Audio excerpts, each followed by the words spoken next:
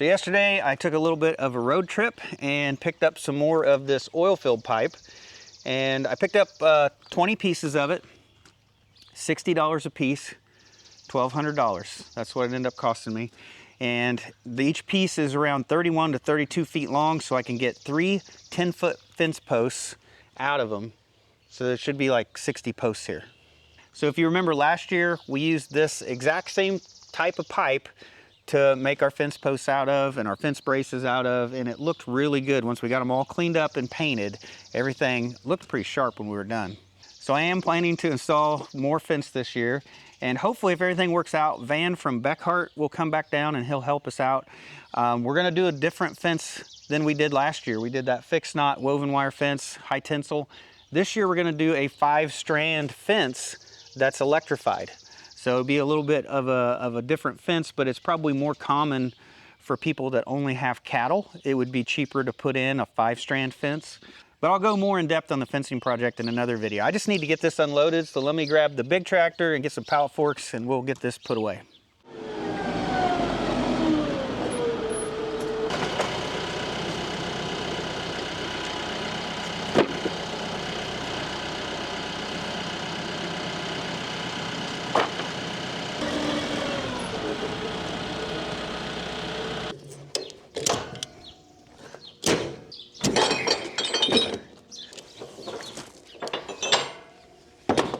They'll be sharp at the end, so be careful. Try getting that back.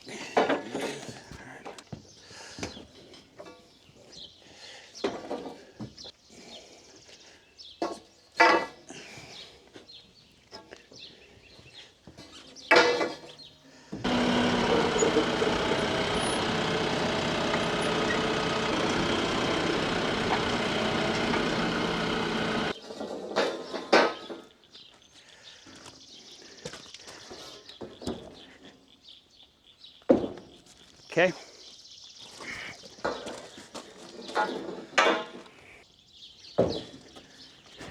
Okay.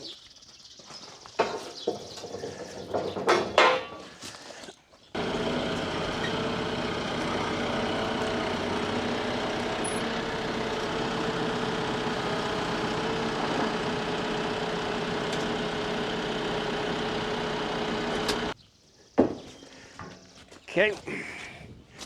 Back up a little bit. Okay. Last one.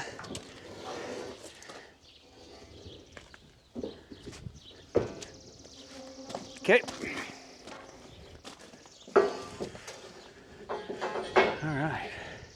Thank you, sweetheart.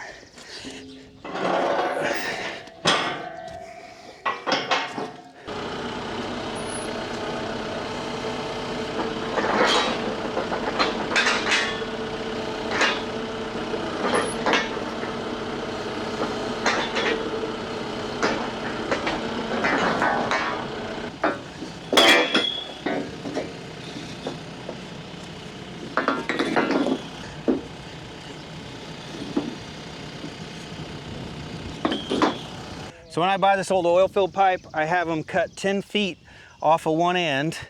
That way it fits on the trailer.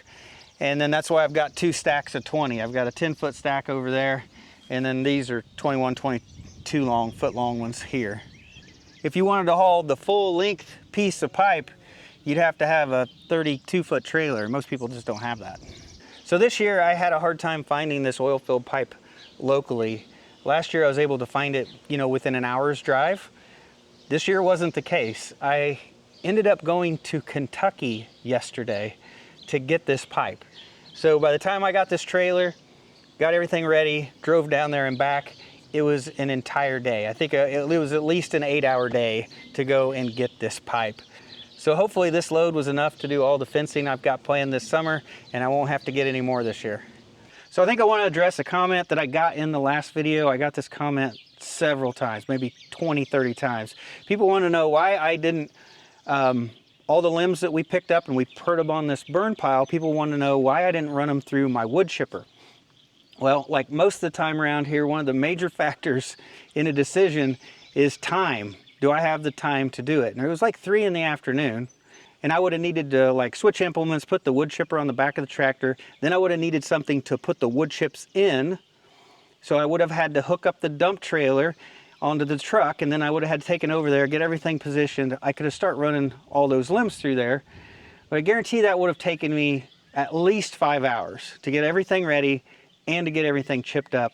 And at the end, I would have only ended up with maybe 6 to 10 bags worth of mulch when I was done. So for me, what made sense was to just take the limbs and put them over here on the burn pile. I was done in 30 minutes. I've got plans, like the next 7 days, I've got all planned out and I've got stuff going on. So I didn't have the time to do it. I only run stuff through the wood chipper, one, if I need the chips, and two, if I got the time to do it. And it's just wasn't the case. Unfortunately, like yesterday, I think I'm just gonna do a lot of driving, picking up stuff with the trailer today. So the first thing I gotta go get today is I gotta make a run to the feed mill.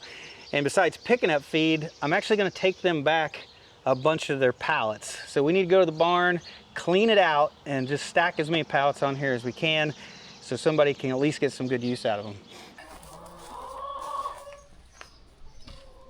And hopefully I can fit them in the back of the truck and not have to take this trailer.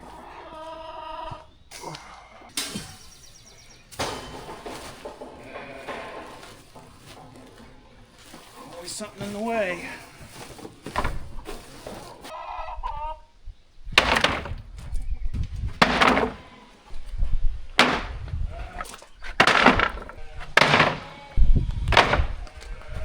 Well, I came up with a total of 7 pallets that aren't broken and the right size.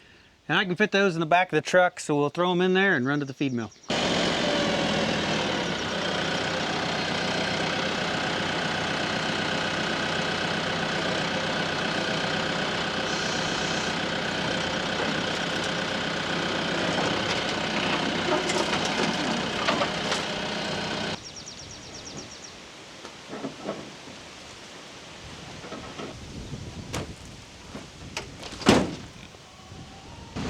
All right, we are at Mont Eagle Products. They just got the pallets out of the back of the truck.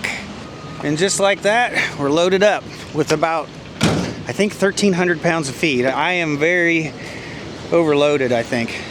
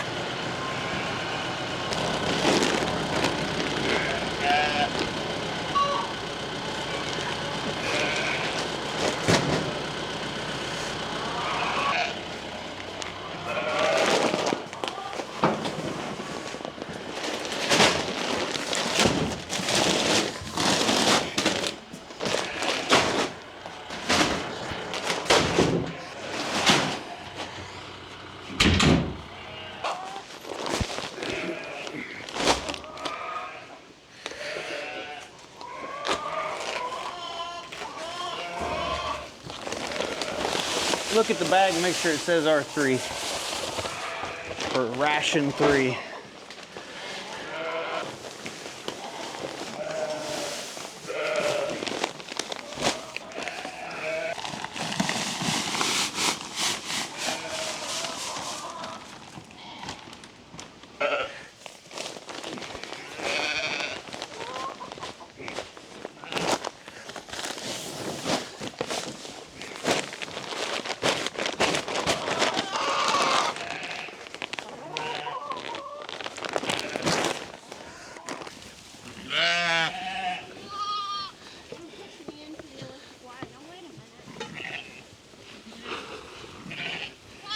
Miss Bo Peep with her sheep.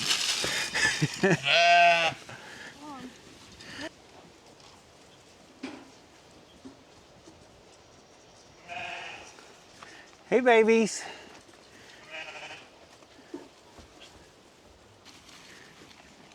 How fat you are. All right, now I need to hook the trailer back up, and I gotta go run about an hour away and pick up something for the workshop. Take that thing. So as a YouTuber, I get offered products all the time. I probably get like 5 offers a day. I turn down like 99% of them. And every once in a while, I will accept a product, but it has to be something that I really want, something I was planning on getting in the future, something that I'll actually use. So I had a company that has reached out to me several times wanting to know if I wanted to try out their products or test their products. And they'd ask me and I'd be like, no, I already have one of those. And they'd ask me something else and be like, no, I wouldn't use it. Well, I've turned them down several times. And the other day they sent me an email and they asked me if I wanted an automotive lift for the garage.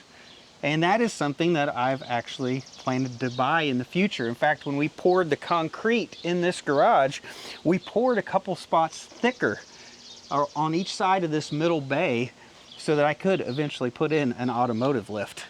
So I got on their website, I looked at the automotive lift, and I looked at the specs and the pictures, and then I started comparing it to other brands on how they were built and what their specs was. It looked pretty much the same. So like on paper, it looked to be a decent lift. So I told them, yeah, I'm interested. I've always planned on putting a lift here in the workshop. I said I'd definitely make a video installing a lift. So then they asked if they could have my name and address and phone number, and they'd have somebody reach out to me to discuss it. And I said, well, I'm going on vacation. I'll email you when we get back. So once I got back from vacation, I found the email. I said, hey, I'm still interested in the automotive lift. I'm back from vacation. Here's my name, address, and phone number. And then like a day later, I get this email and they're asking if I can unload the lift. And I said, well, how much does it weigh? And I think it's like 1,600 pounds or something like that. And I said, yeah, I'm pretty sure I could unload it with my tractor. And then the next thing I know, it's a few days later, I get a phone call. And it's actually from a trucking company that's like an hour away. And they say, hey, we got what we're pretty sure is an automotive lift sitting here for you to pick up. And I'm like, what? That's crazy. Like, we never really discussed it, right? There's no, it's like no strings attached. They just sent me this automotive lift. And the only thing I said was that, yeah, I'd definitely make a video of putting it in. And they just sent it to me, which I think is kind of crazy. I figured we'd have maybe some kind of discussion, but apparently it's just kind of a handshake deal. Here's the automotive lift, and they just assume that I'll show it on YouTube. So, which I would show it for sure, because it's definitely something I would use. So I'm not really sure when we'll install the automotive lift, but I just got to go get it picked up and bring it home. All right, I just got back. It's 7 o'clock in the evening now. It has been a long couple days, a lot of driving, but we got the car lift here on the trailer. And like I said earlier, I think it weighs around 1,500, 1,600 pounds. So I'll get it unstrapped, I'll get it off the trailer and see if I can find some place to stick it in the shop.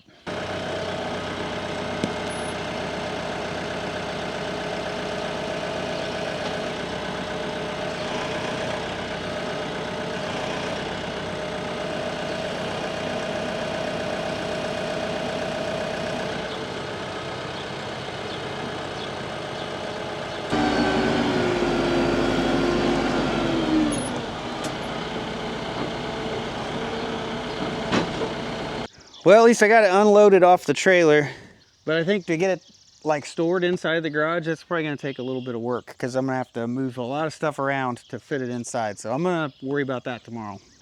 So today is May 30th, and exactly 1 year ago today, I quit my job to become a full-time YouTuber. And that was probably one of the hardest decisions that I've ever had to make.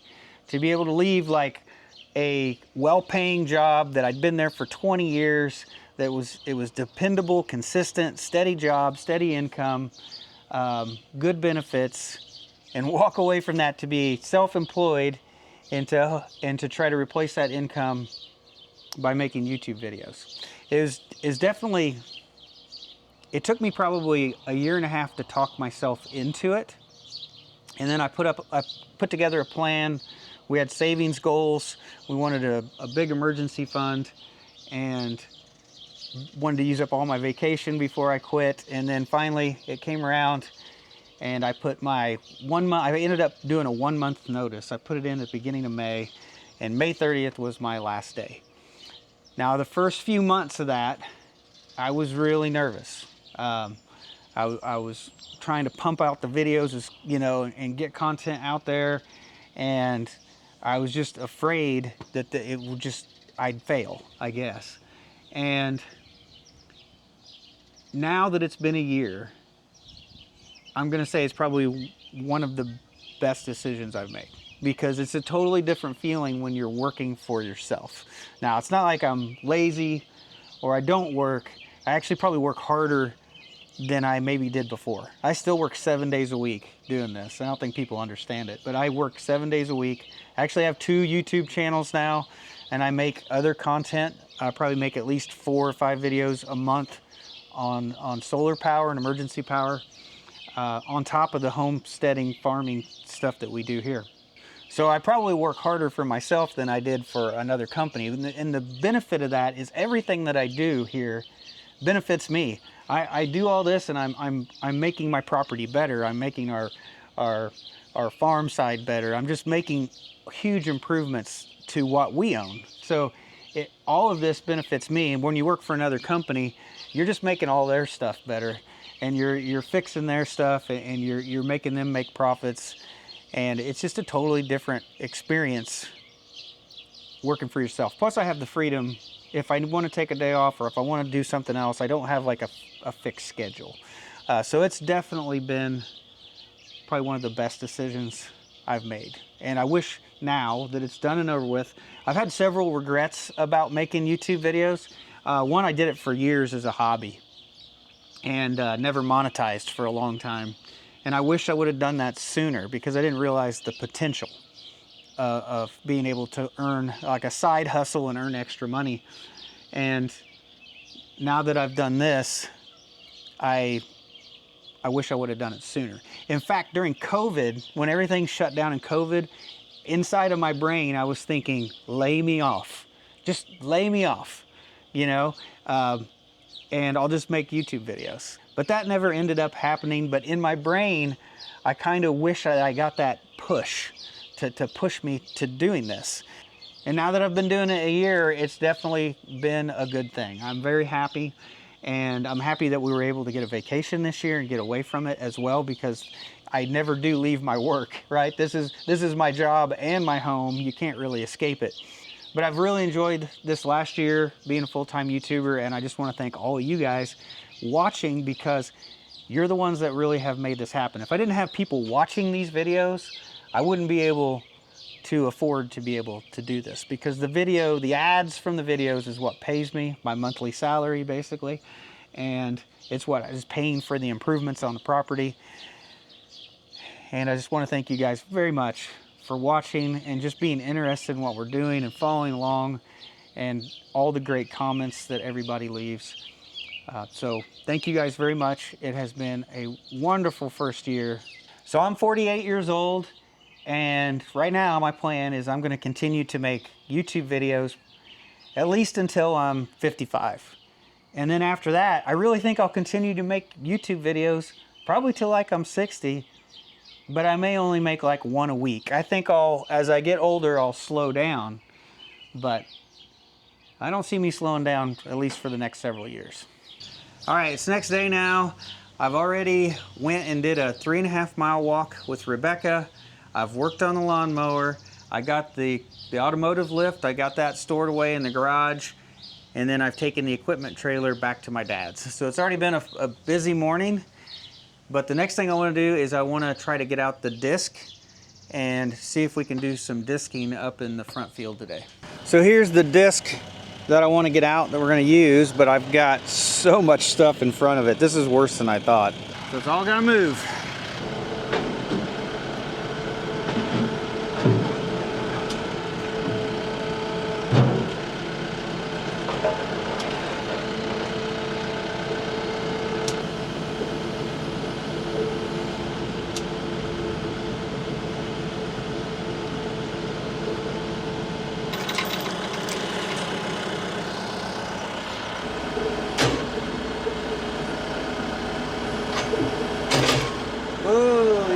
buddy.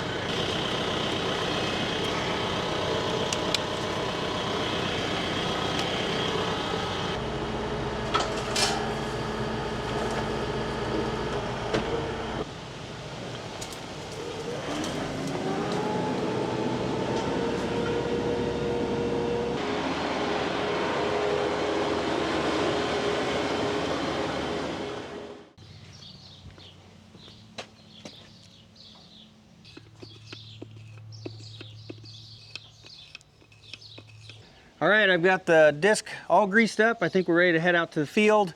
And the plan is, this is just gonna be the initial disking. I'll come back in a few more days, I'll disc it again. And then we're gonna plant sorghum Sudan grass on the north half of this field up here. And we're gonna graze it, but yet we're also going to bale it into haylage or silage bales. And that's the same thing we did last year, except this time I'm hoping to cut and bale it while it's younger and smaller, and I'm hoping to get at least 2 cuts off of it. We'll see how it goes this year.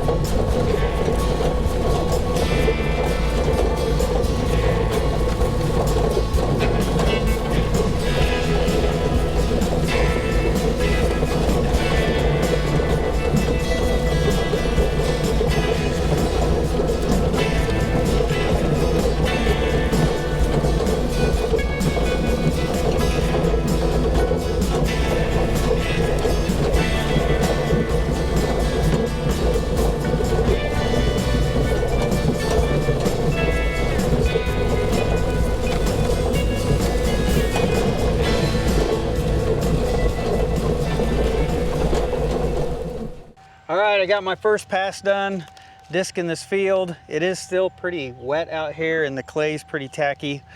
So I'm gonna let this sit for a day or two, dry out a little bit more, and then we'll come over it again, probably a few more times before we end up planting it. So for the last few days, it seems like it has been nonstop. As soon as I get up in the morning, it seems like I'm on the go, and it doesn't stop till 7 o'clock, 8 o'clock at night. So I think for today, I think it's close to 3 in the afternoon already. Oh, Maya, what are you doing? Nope, it's 2 in the afternoon, but still, I think I'm gonna call it a day. So I hope you guys have a wonderful day, and I'll see you in the next one.